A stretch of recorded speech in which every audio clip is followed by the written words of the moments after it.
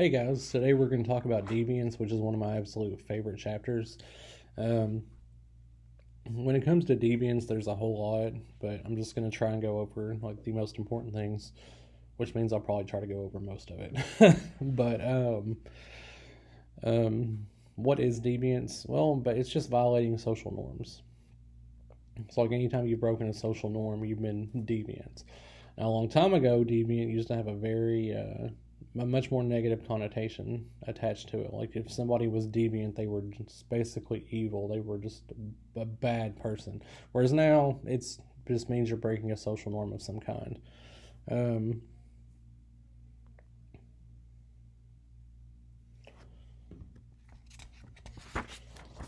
so if you break, if you, like I said, if you were to jaywalk, that's being deviant. Obviously, you could get some kind of citation for that. So, but being deviant would be something like just not acknowledging somebody when you pass them, because that's something, at least here in the South, that people do a lot. Also, if somebody were to offer their hand to shake, which now during COVID, it's much less. That's something that's not really done. But let's say outside of a COVID world, pre-COVID and hopefully post-COVID, if you were to not shake somebody's hand whenever they offer it, that's being deviant.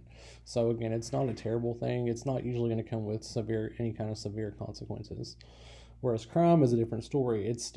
Crime is a form of deviance, but it's written into code. It's written into law. So, if you were to break it, you usually get some heavy penalties that come with that. But then again, of course, people speed all the time. People break that law all the time, and most people don't get caught. So, but crime does carry a much heavier penalty, and it's much more serious than just regular deviance goes. Some people say that some acts are inherently deviant, that they're deviant, and it doesn't matter. Yeah, yeah. But they're not. Acts of deviance, they're related to time, place, context, and also a person's status. So, like, what might be deviant for one person, some might not be for another. Some person might have a certain status, and what they do wouldn't be considered deviant. They could do the same thing that person X could do, but yet they don't get in trouble. So,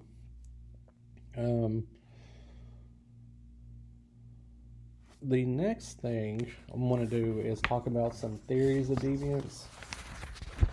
There are four main ones. There are more than just four types of deviance, but there are four main types, and the first one is what we call strain theory. And each of these theories try to explain why people are deviant, why they would do this, why they do what they do. With strain theory, it says that people commit deviant acts because they're feeling stress, because they can't afford or they can't accomplish certain goals or attain certain things through appropriate ways. So they resort to being deviant to attain those things. So, like, instead of working actually having a 9 to 5 job or something, then some people would resort to selling drugs, maybe, or something like that. Or maybe stealing. They're not able to attain some of the things that they want in an appropriate way, so they have to resort to deviance. And that can apply to anybody, not just people that don't work, but people that do work. I mean, some people work their ass off, and even through that, they don't get what they're not able to afford or attain what they want, so they resort to deviant acts to get it. So it's like some people, they might not be able to afford food, so they might try and steal it instead. So that's strain theory, though it places the emphasis on the stress that somebody feels. That's why that they commit the deviant act that they do. Then we have differential association theory, and this theory says that deviance comes down to who you surround yourself with. So depending on the crowd you're around, you might be deviant or not be deviant. Like if you associate with other people who are deviant, who break laws, you're more likely to be deviant. You're more likely to do the same thing. Not guaranteed, but more likely. Whereas if you're somebody that hangs around with people who aren't deviant, who are rule followers, who don't break laws, you're more likely to be like that. So, again, it comes down to, the type of people you surround yourself with according to that theory. You have social bond theory. What this theory says is that whenever you have a weaker tie to society, whenever you're not bonded to society, you're more likely to be deviant. So, that's short and sweet and to the point. And then this one, labeling theory, this one's my favorite. I've researched it a lot more than the other theories. I actually had to write a 25-page paper over labeling theory in college. So I know more about this than I had ever cared to know, but again, it's the one I know the best.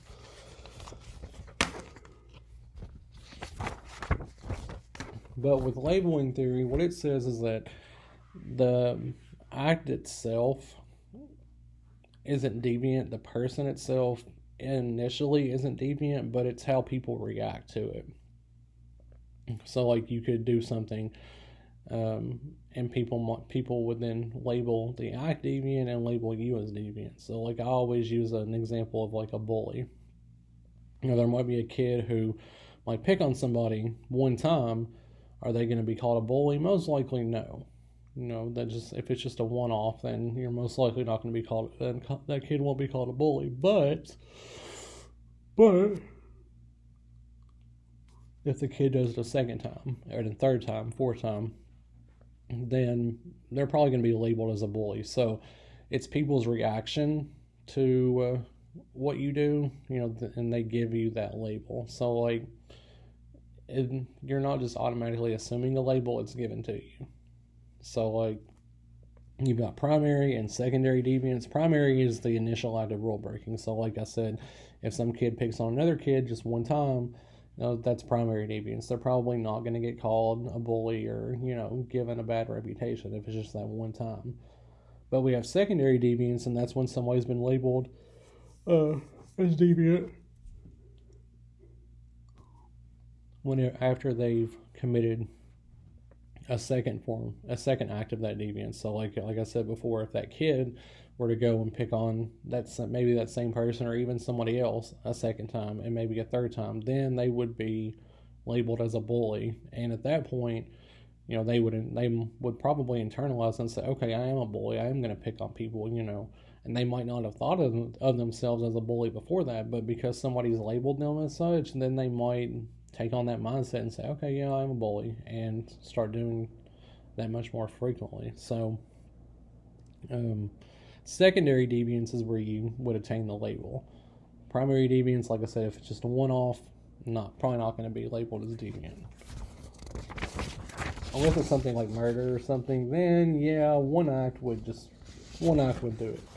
But in most cases of deviance, if it was just one instance, it wouldn't.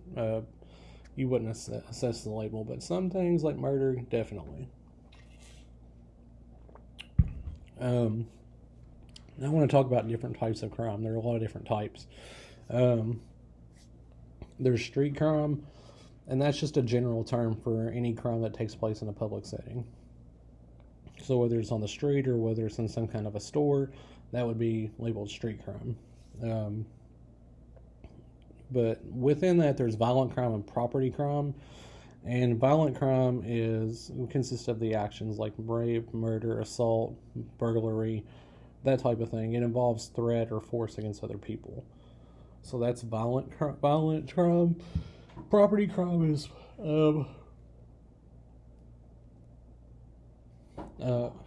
property crime is crime against actual property. So like vandalism, or, I mentioned burglary with the last one. Burglary would actually not be violent crime, it would be property crime. But burglary, motor and vehicle theft, any kind of theft, that would be property crime because you're committing the crime against property and not an actual person. You're not threatening physically somebody else. There's a term called victimless crime, and that's a crime that technically doesn't have a victim. I don't like this because maybe physically there's not a victim, but there's going to be but there is always a victim whenever it comes to crime. If you think about, you might on DVDs, you might always see whenever it says, a piracy warning, and it says piracy is not a victimless crime. They're right. It's not. Because if you're ripping off somebody else's movie, you're affecting that person. Maybe not physically, but, money-wise, you might be affecting that person. If you're stealing somebody's logo or somebody's story, that's not truly victimless. So that term I don't like. I don't use that term myself, except when I do this chapter. We talk about street crime, and a lot of times street crime is more lower class. Well, we have also white collar crime, where it's committed by people of a higher social standing, and it's usually through their employment, and a lot of times it has to do with financial affairs. Well, pretty much always, just about. So, if somebody's laundering money through an account from their work, or stealing money from their work, and getting it into their private account, whatever it might be, or taking money from clients, that is a white collar crime. You also have corporate and organized crime. Corporate crime is whenever a corporation commits crime, and it's usually their employees that commit it on behalf of the corporation. Whereas organized crime, that is a fake business that supplies illegal goods and services. So, you might see some businesses sometimes where literally there's never any cars there. You never see one, ever. And, that might be because they just not a good business, not a good place to go or be. But it could also potentially be, be part of organized crime.